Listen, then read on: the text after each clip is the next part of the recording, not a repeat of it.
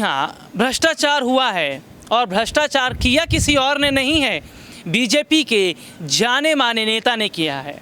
अगर बात भ्रष्टाचार की हो रही है तो शिवराज सिंह चौहान का नाम जुड़ना ज़रूरी है। मध्य प्रदेश में आंगनवाड़ी में जो भ्रष्टाचार हुआ और जिस तरह से गरीबों बच्चों का जो खाना है शिवराज सरकार ने अपने मंत्रियों के साथ अकेले बैठकर खा लिया, इसका सवाल जवाब कौन देगा? चुनाव नज़दीक हैं, चाहे गुजरात के हों, हिमाचल के हों या आगामी समय के राजस्थान के हों या 2024 के हों, चुनाव से पहले मध्य प्रदेश में इतना बड़ा घोटाला शिवराज सिंह चौहान के लिए मुश्किल बन चुका है, क्योंकि बीजेपी आलाकमान तक बात पहुंच गई है और शायद अब शिवराज सिंह चौहान की कुर्सी खतरे में है। नमस्कार, मैं हूं राहुल शर्मा। आज इस प्रोग्राम की जो हमने शुरुआत की है वो हमने की है मध्य प्रदेश से। मध्य प्रदेश जहां पर काफ़ी समय से सियासी लड़ाई देखने को मिल ही रही थी। लड़ाई तो तब से देखने को मिल रही है जब ज्योतिरादित्य सिंधिया कांग्रेस छोड़कर अपना दलबल लेकर बीजेपी में शामिल हुए थे। तब से सिंधिया और शिवराज की बन ही नहीं रही थी। लेकिन अब जो बड़ा घोटाला मध्य प्रदेश में हुआ है उसके बाद क्या शिवराज सिंह चौहान पर तलवार लटक रही है? कुर्सी खतरे में है?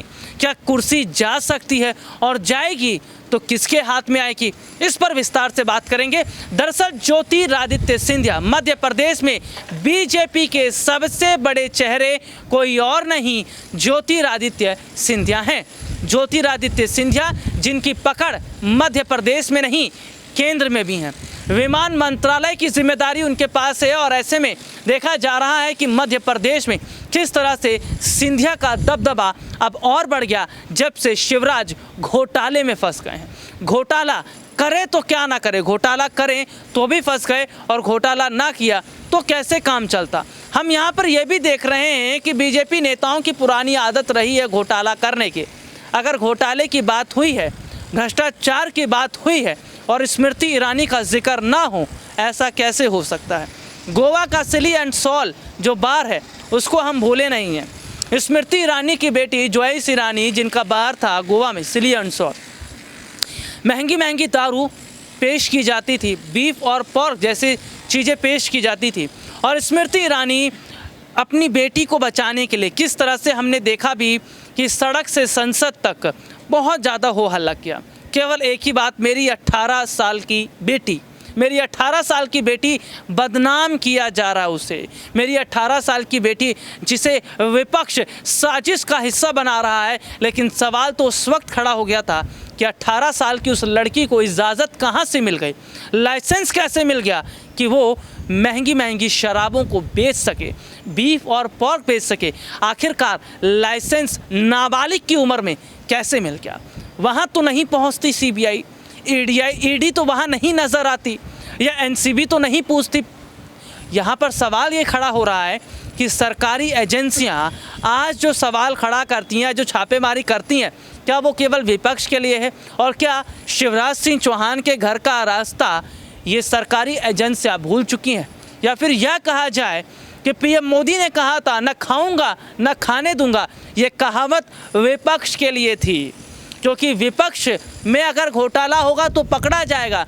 हम और हमारे मंत्री और हमारी सरकारें बैठकर खाएंगी और खिलाएंगी तो कोई फिक्र नहीं है। यही वजह है कि आज देश में एक तरफा जो काम सरकारी एजेंसियों के द्वारा हो रहा है, ये बात विपक्ष पचा नहीं पा रहा है, क्योंकि नियम, कायदे और कानून अगर विपक्ष के लिए हैं तो सत्ता पक्ष के लिए होने भी ज़रूरी हैं। सरकारी एजेंसियों का काम होता है हर एक पर काम किया जाए, विपक्ष का नेता हो या सत्ता पक्ष का नेता।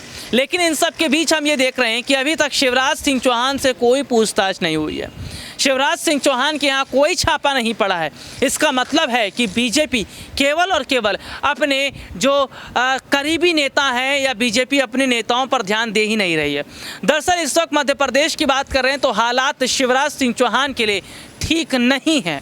ठीक तो उस वक्त भी नहीं थे जब सिंधिया की एंट्री आ गई थी बीजेपी में। दरअसल देखा यह जा रहा है कि जिस तरह से शिवराज सिंह चौहान का घोटाला सामने आया है, आम आदमी पार्टी से सांसद हैं संजय सिंह, जिन्होंने सारा सच बताया, बाकायदा एक एक पेपर के जरिए समझाने की कोशिश की कि कैसे मध्य प्रदेश में शिवराज सिंह चौहान के रहते इतना बड़ा घोटाला हुआ। शिवराज सिंह चौहान आज चुप है।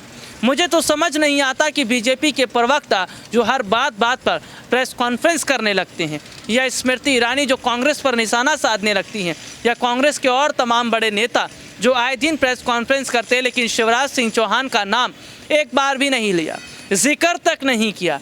ये बताता है कि एक ही थाली के चट्टे बट्टे हैं और ये जिस थाली में खा रहे हैं उसी में मौज उड़ा रहे हैं, लेकिन पैसा तो जनता का है। पीएम मोदी ने कहा था कि काला धन भी वापस आएगा, लेकिन यहाँ तो काला धन बीजेपी के अपने नेता जमा करते नजर आ रहे हैं। दरअसल मौजूदा समय के अंदर हम देख रहे हैं कि ज्योतिरादित्य सिंधिया का राजनीतिक कद मध्य प्रदेश में बढ़ गया है, क्योंकि शिवराज सिंह चौहान अगर घोटाला करें और बात आला कमान तक ना पहुंचे, ये कैसा हो सकता है।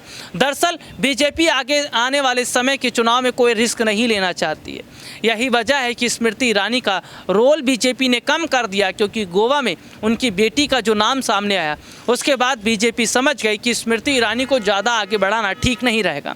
यही बात शिवराज सिंह चौहान पर लागू होती है।